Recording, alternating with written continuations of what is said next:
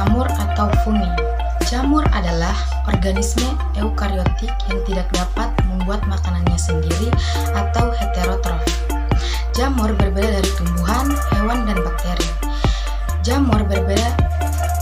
Jamur biasanya memperoleh nutrisi dari dekomposisi bahan organik melalui proses enzimatik eksternal. Ciri-ciri jamur. Yang pertama, eukariotik, yaitu jamur memiliki sel yang terorganisir dengan inti dan organel yang dikelilingi oleh membran. Yang kedua, dinding sel. Dinding sel jamur terutama terdiri dari kitin, berbeda dari tumbuhan yang memiliki dinding sel yang terbuat dari selulosa. Yang ketiga, tidak berklorofil. Jamur tidak memiliki klorofil dan tidak melakukan fotosintesis. Yang keempat, heterotrof, yaitu mendapatkan makanan dengan menyerap bahan organik dari lingkungannya. Yang kelima, reproduksi. Jamur dapat bereproduksi secara seksual dan aseksual. Reproduksi aseksual biasanya melalui spora atau pembelahan, sedangkan reproduksi seksual melibatkan fusi hifa. Selanjutnya, klasifikasi jamur. Jamur dibagi menjadi beberapa filum.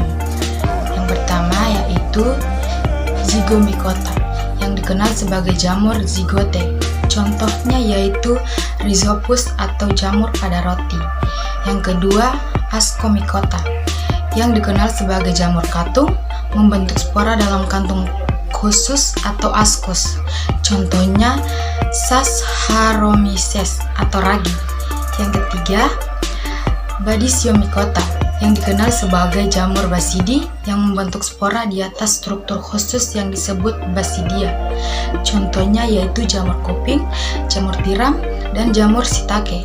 Yang keempat, Chytridiomycota, yaitu jamur dengan flagela yang biasanya hidup di air atau lingkungan lembab. Yang kelima, Glomeromycota, yang berasosiasi dengan akar tanaman untuk membentuk mycorrhiza atau hubungan simbiotik. Selanjutnya, struktur tumbuh jamur. Yang pertama, hifa, yaitu filamen panjang yang membentuk tubuh vegetatif jamur. Yang kedua, miselium, yaitu jaringan hifa yang berfungsi sebagai alat penyerap makanan.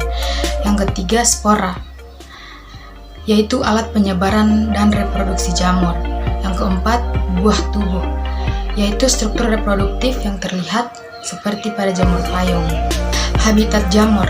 Jamur dapat hidup hampir di mana saja, termasuk tanah, air, di makanan, dan bahkan di dalam tubuh makhluk hidup. Jamur memainkan peran penting dalam ekosistem sebagai pengurai atau dekomposer, membantu mendaur ulang nutrisi. Selanjutnya, reproduksi jamur. Jamur dapat bereproduksi secara seksual dan aseksual, tergantung pada kondisi lingkungan. Reproduksi aseksual biasanya melalui spora, pembelahan sel, atau tunas. Sedangkan reproduksi seksual melibatkan fusi hifa dari dua individu yang berbeda dan menghasilkan spora seksual. Contoh jamur yang bermanfaat, yang pertama yaitu Penicillium, yang menghasilkan antibiotik dan enzim pencernaan.